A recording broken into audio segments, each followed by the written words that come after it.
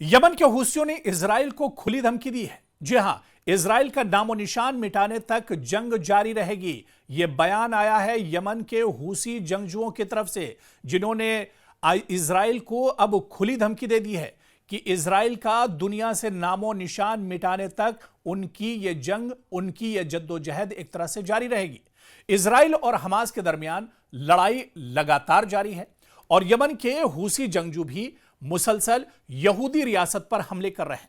पिछले कुछ दिनों में जिस तरह से आप उठाकर देखिए तो इजराइल के आसपास के जो इलाके हैं, चाहे वो इजराइल के मशरिक़ वस्ता में इजराइल की बात करें या फिर रेड सी की आप बात करें, बहरे अहमर की बात करें, जहां पर हूसी लगातार बेन्यामिन नेतन्याहू का दर्द-ए-सर बढ़ाते रहे हैं, उनके लिए मुश्किलें खड़ी करते रहे। और अब जो बड़ा चैलेंज हूसियों की तरफ से दिया जा रहा है कि जब तक इजराइल का नामो निशान नहीं मिटा दिया जाएगा तब तक उनकी यह जंग जारी रहेगी, उनका यह जद्दोजहद एक तरह से जारी रहेगा। हूसियों ने अब एक नई धमकी दी है कि वो इजराइल के खात्मे तक अपने हमले लगातार जारी रखेंगे। उनके हमलों में यही शिद्दत देखने को मिलेगी।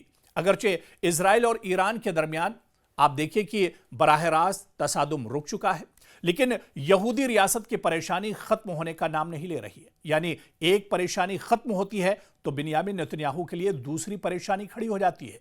एक जंग से वो निकल पाते हैं कि दूसरी जंग उनके सामने एक तरह से आ जाती है। और आप देखिए कि अब यहूदी रियासत की परेशानी में फिर इजाफा हो रहा है।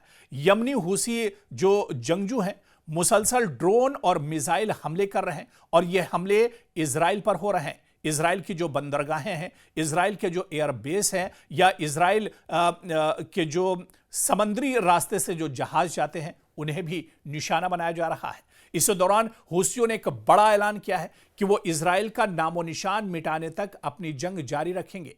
ये वही हूसी हैं जिन्हें 7 अक्टूबर से पहले बहुत से इजरायली जानते भी नहीं थे। जी हां, 7 अक्टूबर जब हमास ने इजराइल पर अचानक हमला किया था और इजराइल को बहुत बड़ा धचका पहुंचाया था, 1200 लोग इसमें मारे गए थे, बहुत से लोगों को हमास ने अगवा कर लिया था और बहुत बड़े पैमाने पर पूरी दुनिया एक तरह से दंग रह गई थी। इजराइल के जो हवास हैं वो बाख्ता एक तरह से हो गए थे और इजराइल परेशान हो गया था। 7 अक्टूबर का यह जो हमला था, ये बहुत बड़ी दरअसल चोट था इजराइल के लिए और बिन्यामिन नेतन्याहू के लिए। और आप देखिए कि इस 1.5 साल से पहले यानी 7 अक्टूबर के इस हमले से पहले बहुत से इजरायली तो इन हूसी जंगजुओं को जानते भी नहीं थे कि आखिर ये हूसी जंगजू हैं कौन, ये कौन सी बला है। लेकिन अब वो बहरे अहमर, जिस रेड सी की हम बात कर रहे थे, बहरे अहमर में इजरायली जहाज़ों की राह में लगातार रुकावटें खड़ी कर रहे हैं और कई जहाज़ों को तबाह भी कर चुके हैं। अभी हालिया दिनों जिस तरह से एक वीडियो हूसियों ने जारी किया था और हूसी जंगजुओं ने उसमें दिखाया था, सोशल मीडिया पर भी यह वीडियो काफ़ी वायरल हुआ था, जहां पर इजराइल की मदद करने वाले एक पानी के जहाज़ को हूसियों ने मिसाइल से अटैक करके उड़ा दिया था। और यह अभी बस 2-4 रोज पहले की बात है और यह वीडियो सोशल मीडिया पर खुद हूसियों ने अपलोड किया था और सोशल मीडिया पर यह वीडियो काफी ज्यादा वायरल हुआ था। यानी कहीं ना कहीं बिन्यामिन नेतन्याहू की मुश्किलें बढ़ती चली जा रही हैं। और एक बार फिर से आप देखिए कि हूसियों ने खुला चैलेंज दे दिया है। इजराइल ने तो इन्हें सबक सिखाने के लिए कई हमले किए, लेकिन इनका हौसला नहीं टूटा है। लगातार इजराइल इन्हें टारगेट कर रहा है, लगातार इजराइल इन पर अटैक कर रहा है, लेकिन ये हूसी हैं कि मानने वाले नहीं हैं। और ये हूसी जंगजू, इनका हौसला एक तरह से टूटा नहीं है। हूसियों के हमले से इजराइल की जुनूबी बंदरगाह एलात और नहर सुइज के जरिए होने वाली तिजारत बुरी तरह मुतासिर हुई है। जी हां, पानी के रास्ते से इजराइल बहुत बड़ी तिजारत करता है, पूरी दुनिया में उसका सामान एक तरह से जाता है। और इसी पानी के रास्ते में जो सबसे बड़ी परेशानी खड़ी की है वो यमन के हूसी जंगजुओं ने खड़ी की है। इजराइल पूरी तरह से एक तरह से मशरिक़ वस्ता में फंसा हुआ है और इस बात का जिक्र तो हमने अपनी बहुत सी रिपोर्ट्स में किया है। हमने अपने कई एक्सप्लेनर में भी आपको तफसील से बताया है कि दरअसल मशरिक़ वस्ता में इजराइल किस तरह से फंसा हुआ है, मशरिक़ वस्ता में बिन्यामिन नेतन्याहू आखिर किस तरह से अब खुद से एक तरह से फंस गए। उन्होंने अपने पैर पर दरअसल खुद कुल्हाड़ी मारी है। गजा में लगातार वो जंग की हालत में है। उसके बाद ईरान के साथ उनकी झड़प हुई और 12 दिन तक मुसलसल जंग चलती रही। उसके बाद हूसी जो है वो लगातार दर्द सर बने हुए हैं इजराइल के लिए। तो वहीं पर हिजबुल्लाह लगातार अपने हमले कर रहा है और इसी तरह से हमास के जो मिलिट्री विंग है वो लगातार हमले कर रहे हैं। तो बुरी तरह से मशरिक़ वुस्ता में इजराइल फंसा हुआ है, बिन्यामिन नेतन्याहू फंसे हुए हैं। और अब देखिए जो सबसे बड़ा खतरा है वो यही है कि सुइज नहर या इसके अलावा एलात जो है बंदरगाह है, वहां पर होने वाली तिजारत भी इजराइल की अब बुरी तरह से मुतासिर हो रही है। बाकायदा देखिए, ये हम नहीं कह रहे, ये खुद जो इजराइल के अखबार हैं, जो वहां का मीडिया है, वो इस बात को मान रहा है। इजरायली अखबार वाई नीट से गुफ्तगू में एक सीनियर जो हूसी रहनुमा है उसने कई बड़े खुलासे किए हैं, यानी कई बड़े इंकशाफ किए हैं। उन्होंने कहा है कि हम यहूदियों से सिर्फ यही चाहते हैं कि वो फिलिस्तीन की अरब जमीन छोड़ दें। हमारा मानना है कि इजराइल का वजूद गैर कानूनी है और उन्होंने कहा कि इसका खात्मा भी हम करके रहेंगे। इजराइल एक मुजरमाना तंजीम है जिसे मुसलमानों के सीने पर मुसल्लत किया गया है। इस रियासत को कत्ल, कब्जे और मुकद्दस मकामात के तौहीन के जरिए कायम किया गया है। ये एक बयान है। तो वहीं पर उन्होंने कहा कि हूसी रहनुमा ने मजीद कहा कि अंसारुल्लाह जो एक तरह से यमन के हूसी जंगजुओं की ही एक विंग है, उन्होंने कहा कि वो समझती है कि यह इजराइल के खिलाफ बका की जंग है और हम इसे जीतेंगे। हम चाहते हैं कि इजराइल का मुकम्मल खात्मा हो और मस्जिद अक्सा को पाक किया जाए। ये अल्लाह का अपने बंदों से वादा है। ये दरअसल बयान एक हूसी जंगजू का है जिन्होंने अपना नाम छुपाया और इजरायली मीडिया को बाकायदा एक इजरायली पेपर में उन्होंने बाकायदा ये बयान दिया है।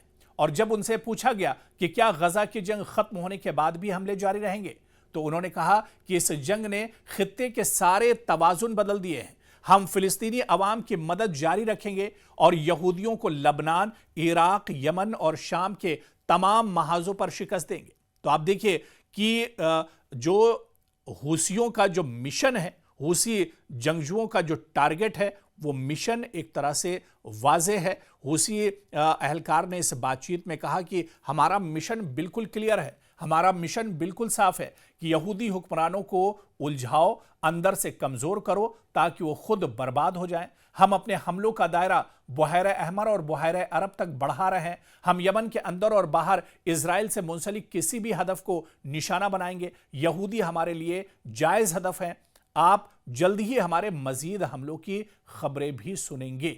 तो ये एक बड़ा अलार्मिंग एक तरह से है, क्योंकि नेतन्याहू लगातार जिस तरह से उनका दर्द-ए-सर बढ़ा है, जिस तरह से वो परेशान है, ऐसे में हूसियों की ये धमकी कहीं ना कहीं अब इजराइल के लिए एक और बड़ी परेशानी लेकर आ रही है। यानी ये भी कहा जा सकता है कि आने वाले दिनों में मशरिक़ वुस्ता में इस जंग का दायरा और ज्यादा बढ़ सकता है। आने वाले दिनों में जिस तरह से पिछले आप 1.5 साल में लगातार इजराइल हूसियों को खत्म करने के लिए लगातार अटैक कर रहा है, यमन के हूसियों के जो ठिकाने हैं उन्हें तबाह बर्बाद कर रहा है, लेकिन पिछले 1.5 साल में आप देख लिए कि ये हूसी कमजोर नहीं हुए हैं, ये हूसी पीछे नहीं हटे, बल्कि पिछले 1.5 साल में ये हूसी और ज्यादा मजबूत हो गए।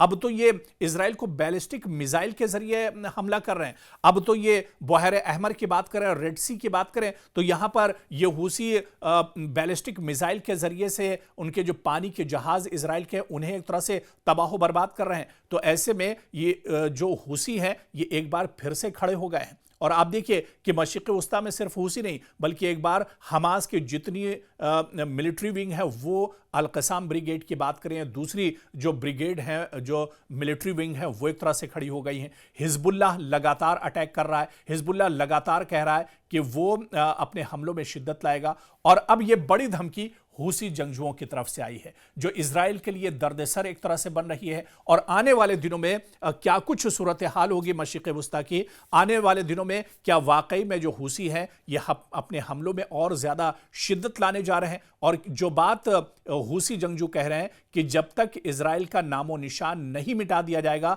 तब तक वो अपनी जंग जारी रखेंगे, तब तक उनका जो ये मिशन है वो एक तरह से जारी रहेगा।